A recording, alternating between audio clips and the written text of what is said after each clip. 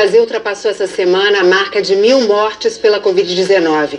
Um número que se torna ainda mais preocupante porque a população está relaxando o isolamento necessário para desacelerar o contágio. Em entrevista exclusiva ao repórter Murilo Salviano, o ministro da Saúde, Luiz Henrique Mandetta, falou sobre as estratégias para enfrentar a fase mais aguda da pandemia e também sobre a preocupação com as mensagens conflitantes que os brasileiros vêm recebendo. Ministro, primeiramente, muito obrigado pela entrevista. Estou aqui no Rio de Janeiro. O senhor está em Goiás, é isso? Em Goiânia, no Palácio das Esmeraldas, que é a sede do governo do estado de Goiás, é isso? É isso, eu vim aqui hoje, minha família, eu e minha esposa, nós estamos sem os filhos, sem meu pai, sem minha mãe. Em nome das nossas famílias, eu cumprimento todas as famílias brasileiras e a família aí do jornalismo do Fantástico nesse domingo de Páscoa tão atípico para todos nós. E o senhor sempre dá orientações para os brasileiros sobre os cuidados a serem tomados, né? Na vida pessoal do senhor, que cuidados o senhor tem tomado? Dentro do Ministério da Saúde, como a equipe é uma equipe que está trabalhando comigo muito já formada, muito bem distribuída, a nossa distância entre um e outro é de 2,5 metros a 3 metros em qualquer circunstância. Até agora nós não tivemos nenhum colaborador nosso que tenha tido a gripe, a virose. É um cuidado muito grande, uma saudade muito grande do meu neto, dos meus filhos que estão lá em Mato Grosso do Sul, do meu pai, da minha mãe. Esses eu falo com eles normalmente por telefone, vendo as imagens. É uma parte que é dura para todo mundo. A gente também tem feito esse exercício de distanciamento de quem gosta, de quem ama a pessoa e que sabe que nesse momento temos que ficar distantes para proteger. Acho que no dia a dia não é diferente do que cada brasileiro está passando para tentar passar por isso junto. Quando a gente protege a família da gente, a gente está protegendo a família de todo mundo. Já teve algum momento de fragilidade nessa crise? Olha, eu acho que sim, eu acho que a gente às vezes também se pega profundamente emocionado quando um neto pergunta por que você não está indo lá vê-lo, às vezes você fica um pouco emocionado, a voz fica um pouco embargada, mas você respira fundo. Ministro, vamos aos números aqui. Neste feriado da Semana Santa, o Brasil ultrapassou a marca de 1.000 mortes por coronavírus. Qual que é a expectativa para essa próxima semana? Bom, primeiro nós sabemos que esses números estão subestimados. Dentro do que a gente pensava lá no início, em fevereiro, fazendo simulações com outros países, fazendo adequações para o nosso clima, mais ou menos a gente sabia que chegaria a primeira quinzena de abril aproximadamente com esses números. Sabemos também, desde o início que fizemos as projeções, que a segunda quinzena de abril seria a quinzena que aumentaríamos e que o mês de maio e junho seriam os meses de maior estresse para o nosso sistema de saúde. Nós estamos agora vivendo um pouco do que fizemos 2 semanas para trás. Se iniciarmos precocemente uma movimentação, nós vamos voltar a ter aquele mesmo padrão do início, onde você tinha dia após dia um aumento do surgimento de brotes epidêmicos. A gente imagina que o mês de maio e o mês de junho serão os 60 dias mais duros para as nossas cidades. A gente tem diferentes realidades. O Brasil a gente não pode comparar com um país pequeno, como é a Espanha, como é a Itália, como é a Grécia, como a Macedônia, até a Inglaterra. Nós somos o próprio continente. Sabemos que serão dias duros, seja conosco ou seja com qualquer outra pessoa. Achamos que nós teremos muitas, no mês de maio, mês de junho, e em algumas regiões, julho, nós teremos dias muito duros. E o que são dias muito duros? Dias duros, dias em que nós seremos taxados de, olha, vocês não fizeram o que vocês tinham que fazer, por isso o sistema está entrando em colapso, olha, vocês deveriam ter sido mais duros, vocês deveriam ter sido menos duros, porque a economia está assim, está assado. Sempre vão haver os engenheiros de obra pronta, como a gente sabe. Pessoas que depois que você trabalha, que você faz o possível e o impossível para enfrentar uma situação, que depois da situação passada fala assim, ah não, mas isso deveria ter sido feito assim ou assado. Nós teremos uma confrontação entre o que somos e para onde queremos ir constante nesses meses agora que temos pela frente.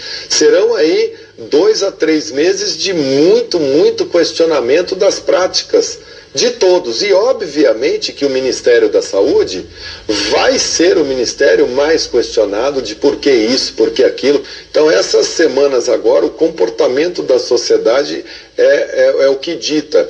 Esse vírus, a história natural dele, como ele vai se comportar aqui, quem vai escrever essa história é o comportamento da sociedade. Não é essa coisa da polícia, do decreto, é como cada um de nós brasileiros vamos ter a consciência do cuidado individual sendo o responsável pelo cuidado coletivo. Ele é uma coisa muito mais de como que a gente vai encarar essa relação da dinâmica social e do sistema de saúde, da capacidade de atender. Quantos casos de coronavírus são estimados para o Brasil neste ano? Esse número ele é muito, ele muda muito ao sabor de como que a gente vai comportar. Se a gente não fizer absolutamente nada e tocar a nossa vida como se nada tivesse acontecendo, se a gente falasse assim, olha, vamos todos trabalhar, deixa só quem tem mais de 60 anos em casa, como que o Brasil vai lidar com isso? Aí você tem de números menores, você tem cenários extremamente otimistas e você tem cenários extremamente pessimistas. Eu acho que a gente tem a nossa projeção, olha, mas sabe que isso tudo é em função do comportamento das pessoas. Não existe absolutamente nada que influencie mais esta resposta do que como que a sociedade brasileira vai se comportar nos próximos meses, nos próximos dias. Nós não experimentamos no Brasil, até agora, lockdown, fechamento total. Nós estamos com uma diminuição de mobilidade social importante, chegamos a ter uma diminuição expressiva, né? Relaxamos, estamos aí em torno de 50%, 55%, já chegamos a ter 70%. Se cada empresário, se cada setor achar que o dele é essencial e que ele tem que trabalhar e começar um efeito que a gente chama um efeito cascata, né? Se a gente começa a dizer que tudo é essencial, tudo precisa funcionar, nós vamos trabalhando dessa maneira, o Ministério da Saúde vai mostrar. Na outra semana, olha, essa atividade fez isso aqui com cada uma das cidades. Em várias cidades do país, como aqui no Rio de Janeiro, é visível o desrespeito de muitas pessoas, principalmente durante essa última semana, do isolamento social. A que o senhor atribui essa falta de respeito, esse afrouxamento do isolamento?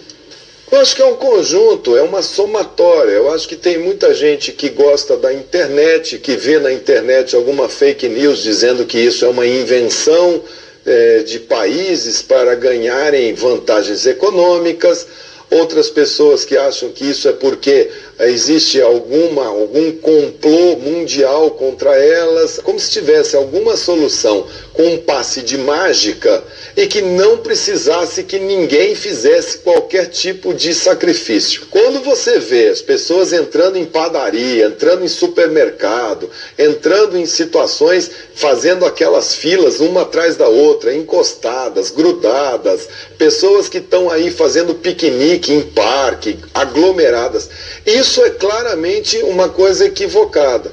Ministro, a partir de amanhã, o Ministério da Saúde vai distribuir para os estados mais de 1 milhão de testes, né? Entre testes rápidos, PCR, mas esses testes têm como foco profissionais de saúde, de segurança e seus familiares. Quando é que vai ter, de fato, um teste em massa da população? Não existe capacidade de se fazer uma testagem de 200 milhões de habitantes. E às vezes você faz o teste e ele dá negativo, você tem que repetir esse teste com a mesma pessoa uma vez, 2 vezes, 3 vezes, 4 vezes. Então a gente vai trabalhando basicamente com os trabalhadores que nos são mais importantes no momento. E nós vamos testar principalmente aqueles que a gente mais precisa que voltem ao trabalho. Porque se um médico, uma enfermeira se contaminou e já tem os anticorpos, ele trabalha com muito mais tranquilidade e a gente sabe que ele não vai mais adoecer daquela doença. Então esse teste a gente primeiro faz para eles. Também faremos esse teste para os pessoal que é da segurança, porque são serviços muito essenciais. Agentes penitenciários, bombeiros, policiais militares, policiais da segurança que precisam também dessa informação. Então esses são os dois grupos de trabalho trabalhadores. O problema é que a gente tem hoje um mercado extremamente concentrado, extremamente aquecido, que não tem teste suficiente para o planeta Terra. Então, se a gente se comprometer que nós vamos testar todos os brasileiros, hoje não seria correto frente ao mercado que a gente vê. O planeta Terra inteiro quer o mesmo produto que nós queremos, o que, portanto, nos faz ter muita cautela em termos de nos comprometer com se nessa semana teremos ou na outra. O Brasil é sim um sistema forte e que está tentando trazer o melhor ponto de equilíbrio para os brasileiros. Ministro, se não tem uma testagem tão ampla da população, a gente não tem como prever exatamente o avanço da doença. A gente está no escuro?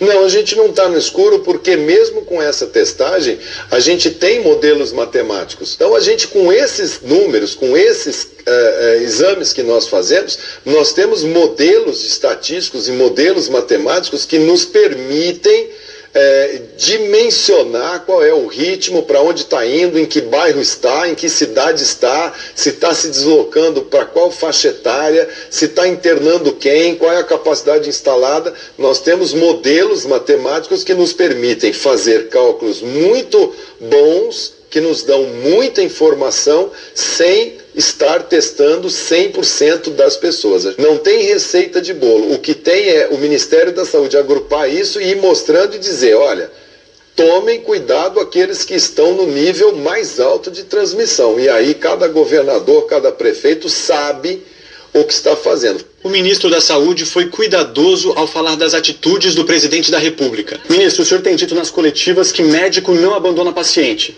mas ao mesmo tempo tem falado que precisa de paz para trabalhar, tem reclamado de solavancos internos, houve insinuações de demissão do senhor, o próprio presidente da República não respeita as orientações do Ministério da Saúde seguidas vezes. Ontem mesmo, o senhor e o presidente foram até Águas Lindas de Goiás, na região de Brasília, acompanhar a construção de um hospital de campanha, e na frente do senhor, o presidente fez questão de cumprimentar apoiadores, fazer aglomeração. Uma mulher chegou inclusive a beijar a mão do presidente.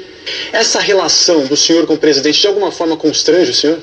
Olha, ela preocupa, porque a população olha e fala assim, mas vem cá, será que o ministro da Saúde é contra o presidente, né? E não há ninguém contra nem a favor de nada. É o que eu digo, o nosso inimigo, o nosso adversário, quem a gente tem que ter foco para falar, ó, é esse aqui que é o nosso problema, é o coronavírus, é ele que é o nosso principal adversário, nosso principal inimigo. Se eu estou ministro da Saúde, eu estou ministro da Saúde por obra de nomeação do presidente. O presidente olha muito também pelo lado da economia e chama muito atenção o lado da economia. O Ministério da Saúde entende a economia, entende a cultura, entende a educação, mas chama pelo lado de equilíbrio, de proteção à vida. Eu espero que essa validação dos diferentes modelos de enfrentamento dessa situação possa ser comum e que a gente possa ter uma fala única, uma fala unificada, porque isso leva para o brasileiro uma dubiedade. Ele não sabe se ele escuta o ministro da Saúde, se ele escuta o presidente, quem é que ele escuta, né? E numa situação como essa, a quem ouvir? A gente pode ter uma disciplina e pedir muita disciplina para as pessoas. Por favor, disciplina significa faça você também o seu sacrifício para a gente bloquear o máximo possível. Eu não posso chegar e falar assim, essa pessoa está fazendo isso aqui, isso é certo, isso é errado. Eu estou dizendo qual é o caminho, vamos por aqui. Se vocês vão a um médico e o médico fala, olha, não coma doce porque você é diabético, tem pessoas que comam doce sistematicamente, mesmo sendo diabético.